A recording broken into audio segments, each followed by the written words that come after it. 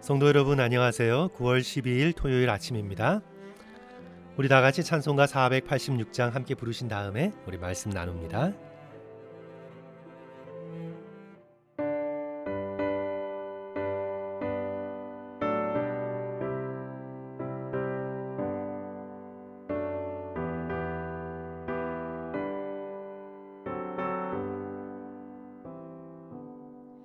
이 세상에 근심된 일이 많고 참 평안을 몰랐구나. 내 주 예수 나로라 부르시니 곧 평안히 쉬리로다. 주 예수의 구원의 은혜로다. 참 기쁘고 즐겁구나. 그 은혜를 영원히 누리겠네. 곧 평안히 쉬리로다.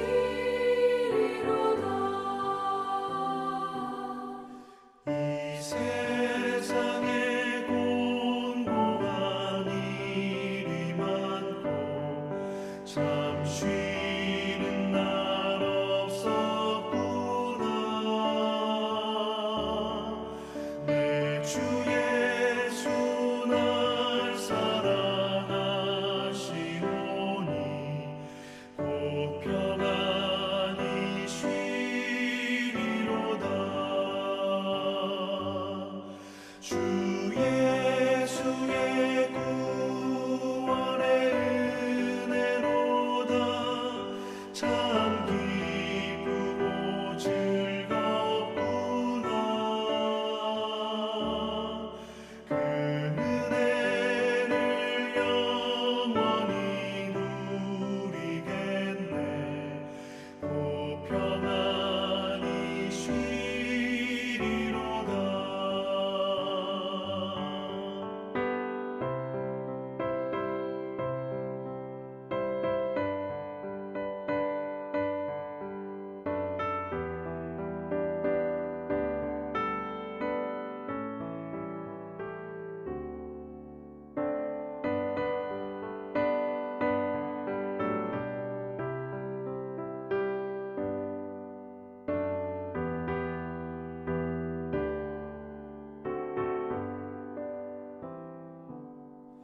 이 세상에 죄악된 일이 많고 참 죽을 일 쌓였구나. 내 주 예수 날 건져 주시오니 곧 평안히 쉬리로다. 주 예수의 구원의 은혜로다. 참 기쁘고 즐겁구나. 그 은혜를 영원히 누리겠네. 곧 평안히 쉬리로다.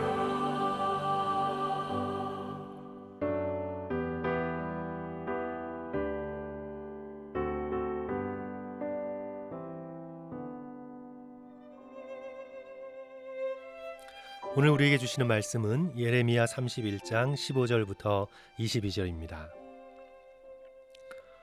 여호와께서 이와 같이 말씀하시니라. 라마에서 슬퍼하며 통곡하는 소리가 들리니 라헬이 그 자식 때문에 애곡하는 것이라. 그가 자식이 없어져서 위로받기를 거절하는도다. 여호와께서 이와 같이 말씀하시니라. 내 울음소리와 내 눈물을 멈추어라. 내 일에 삭슬 받을 것인즉 그들이 그 대적의 땅에서 돌아오리라. 여호와의 말씀이니라. 너의 장래에 소망이 있을 것이라. 너의 자녀가 자기들의 지경으로 돌아오리라. 여호와의 말씀이니라.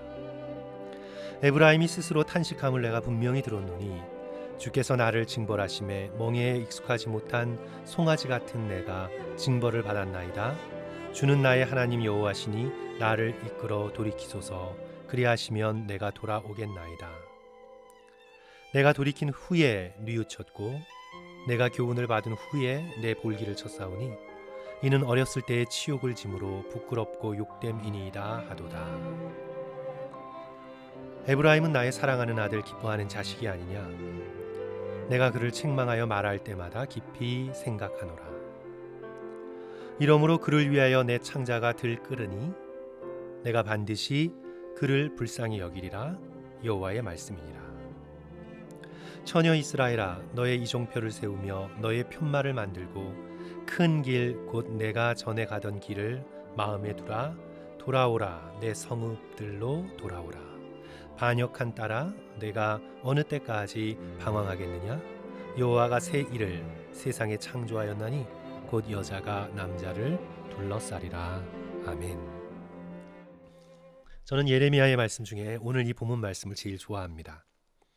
특히 20절의 말씀이 그런데요. 에브라임은 나의 사랑하는 아들 기뻐하는 자식이 아니냐.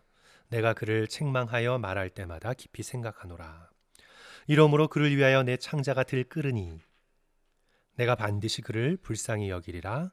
여호와의 말씀이니라. 이스라엘을 향한 하나님의 깊은 사랑을 이토록 절절히 표현한 성경 말씀이 또 어디 있을까 감탄하게 됩니다. 이스라엘은 지금 형편없는 모습입니다. 죄로 인해 고통에 울고 있습니다. 자식을 잃어 애통하고 있습니다. 라헬의 애곡이지요. 징벌의 멍에로 헉헉거리고 있습니다. 또 반역하여 이리저리 방황하고 있습니다. 이런 이스라엘을 바라보시며 하나님께서 아파하십니다. 20절의 말씀은 그를 깊이 생각한다고 말씀하십니다. 내 창자가, 성도 여러분, 여기서 지금 하나님의 창자를 말하고 있어요. 내 창자가 들끓는다 고백하고 계십니다. 당신의 백성을 향한 애가 끊어지는 것 같은 깊은 사랑을 오늘의 말씀이 증거하고 있습니다. 저는 이 본문 말씀을 개인적으로 깊이 묵상하기 전까지 하나님 하면 지극히 이성적이신 분으로만 알고 있었습니다. 하나님의 사랑도 이성적으로만 이해했습니다. 하나님 거룩하시지. 하나님은 초월적인 분이셔. 빈틈이 없으시고 조금도 흔들림이 없으신 완벽하신 하나님이야. 저는 그렇게 하나님을 생각하고 있었습니다. 하지만 이 말씀을 읽으면서 깊은 충격을 받았습니다. 하나님의 사랑은 열정적이고 격정적이고 깊은 고통 속에서 만들어진 것이고 생명을 걸고 하시는 사랑이라는 걸 깨달았습니다. 어느 어머니보다 더 깊고 어떤 연인보다 더 열정적인 하나님의 사랑은 바로 그런 사랑이라는 걸 깨닫게 되었던 것입니다. 이 하나님의 이 놀라운 사랑을 이해하는데 이 기타모리 가조라는 일본 신학자의 도움이 제게 컸습니다. 이 총신대 신학교 도서관에서 그의 예레미야 해설서인 하나님 아픔의 신학이란 책을 읽고 있는데 이 20절, 오늘 본문 20절에 창자라고 번역한 히브리어 원어는 바로 자궁이라는 겁니다. 창자가 아니라 자궁이라는 거예요. 그러니까 생명을 잉태하고 생명을 간직하고 품는 자궁, 태, 히브리어로 레켐이라는 겁니다.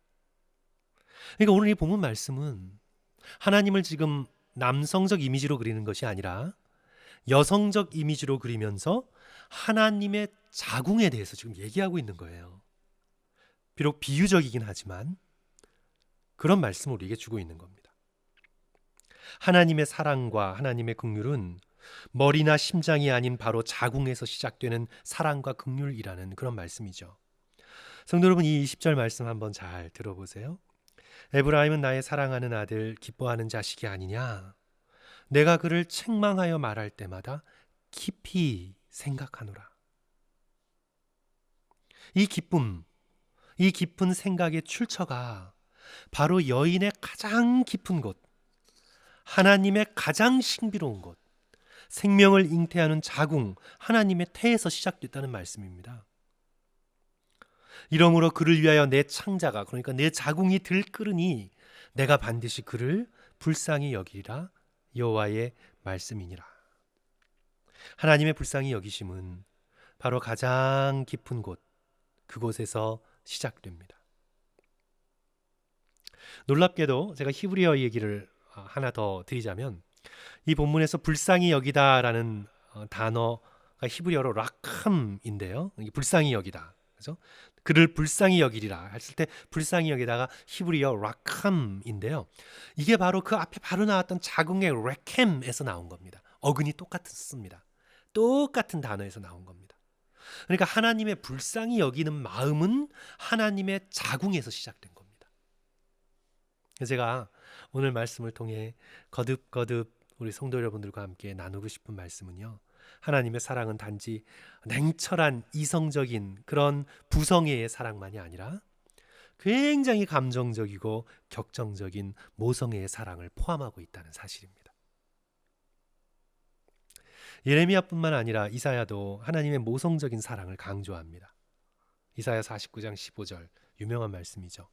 여인이 어찌 그 젖 먹는 자식을 잊겠으며 자기 태에서 난 아들을 긍휼히 여기지 않겠느냐. 그들은 혹시 잊을지라도 나는 너를 잊지 않을 것이라. 또 똑같이 태가 강조되고 긍휼이 강조됩니다. 여인이 자기 태에서 난 자녀는 잊을 수 없습니다. 혹시 잊는다 할지라도 하나님은 절대로 그의 택하신 백성, 하나님의 자녀 삼은 백성을 잊지 못합니다. 왜냐하면 이 사랑은 머리에서 시작되는 사랑이 아니라 더 깊은 곳, 자궁에서 시작된 사랑이기 때문에 그렇습니다. 저는 어머니가 되어본 적이 없어서 잘 이해하지 못하지만 저희 어머니를 보든가 또 여러 어머니를 보면요, 모성적 사랑의 핵심은 고통에 있는 것 같아요. 모성적 사랑의 핵심은 고통입니다. 죽을 각오를 하고 자식을 낳은 거죠. 모성적 사랑의 핵심은 고통입니다. 피 흘림이 모성적 사랑의 기본입니다.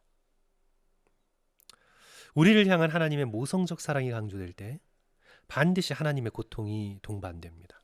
하나님의 부성적 사랑이 강조될 때 하나님의 심판, 하나님의 계획, 하나님의 구원 이런 것이 강조되지만, 이 모성적 사랑이 강조될 때는요, 하나님의 고통, 하나님의 슬픔, 또 오늘 본문의 말씀처럼 창자가 들끓는 것 같은 깊은 고통, 그것을 오늘 우리에게 보여줍니다. 21절 끝부분에 애절한 마음이 성도 여러분 느껴지시죠? 돌아오라, 내 성읍들로 돌아오라. 집 나간 자식이 집으로 돌아오기를 간절히 바라는 모성적 사랑을 오늘 우리는 이 본문에서 느끼게 됩니다. 바로 우리를 향한 하나님의 이 고통스러운 사랑이 십자가에서 증거되었습니다. 우리 때문에, 우리를 위하여 성자 하나님 예수 그리스도께서 십자가에서 고통을 당하셨습니다. 창자가 끊어지는 정도의 고통을 넘어 십자가에 매달리셔서 사지가 끊어지는 우리를 위한 그런 고통을 당하셨습니다.